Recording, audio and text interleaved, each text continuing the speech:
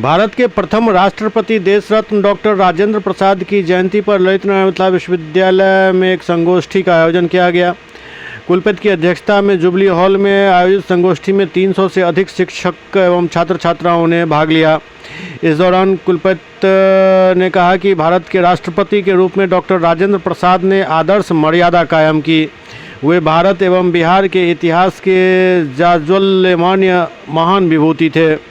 उनका जीवन काफ़ी संघर्षपूर्ण रहा था, फिर भी उन्होंने परिश्रम पूर्वक अनेकानेक डिग्रियां प्राप्त की थी।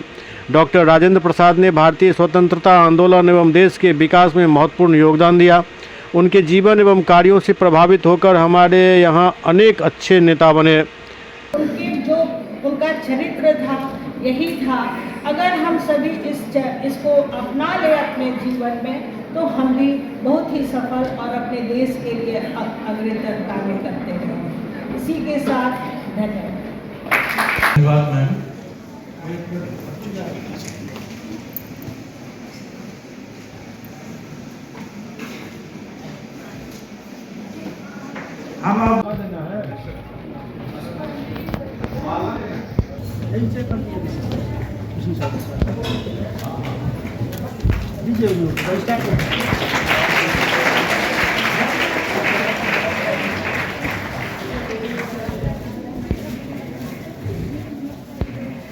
भारतीय परंपरा के अनुसार किसी भी कार्यक्रम को शुरू करने से पहले दीप प्रज्वलन किया जाना चाहिए। इसी परंपरा के निर्वहन हेतु मैं मंचासीन सम्मानित अतिथि महोदयों से निवेदन करती हूँ कि आए और दीप प्रज्वलन कार्यक्रम को एक जाज्वल्यमान विभूति रहे। जीवन उनका संघर्ष में रहा है और अपने मुकाम की ओर पहुंचने के लिए उन्होंने कई तरह की डिग्रियां हासिल की, कई तरह का ट्रैक चेंज किया अपने लाइफ साइकिल को चेंज करने के लिए। अंततः वो भारतीय स्वतंत्रता संग्राम में अपना योगदान दिया और बहुत सारी ऐसी संस्थाओं को जन्म दिया उन्होंने, जिससे श्री बाबू तरह के कई अग्रगण्य नेता जो बिहार के विभूति बने, उन्हीं के अम्ब्रेला से निकला। अब आया कार्य उनका दो तरह से हम देख सकते हैं। आज़ादी के समय में कांग्रेस के अध्यक्ष के रूप में जनताओं की समस्या और भूकंप उस समय ज़्यादा आता था, में सेवा दल के गठन में उनका योगदान रहा, कांग्रेस के सेवा दल का।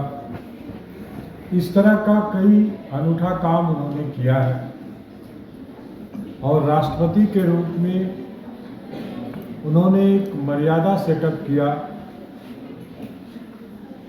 कि जवाहरलाल नेहरू के समय में भी विधेयक 15-15 दिन तक टेबल पर रहता था और कभी कभी बुला के विचार दिया जाता था और खुद वो विधेयक लौट के फिर से अमेंड होके वो आता था।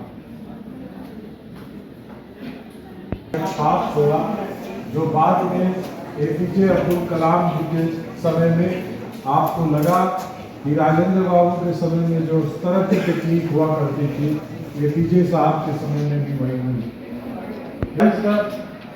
पावर एंड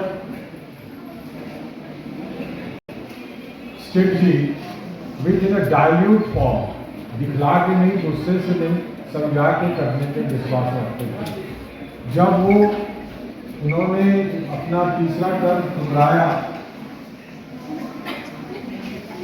वो चाहते थे तो उन्हें उस समय काफ़ी बड़ा महल, जैसा कि आज लोग करते हैं कि कोई पूर्व मुख्यमंत्री हो, पूर्व प्रधानमंत्री हो, उनकी क्या फैसिलिटी होगी, इसकी बातें लोग करते हैं आज के समय में। लेकिन वो कार्य की श्रेणी में आप पाएंगे वो सदाकत आश्रम के कोने 2 रूम वाले में वो रहा करते हैं। तो ये परिलक्षित करता है समाज को, बिहार को।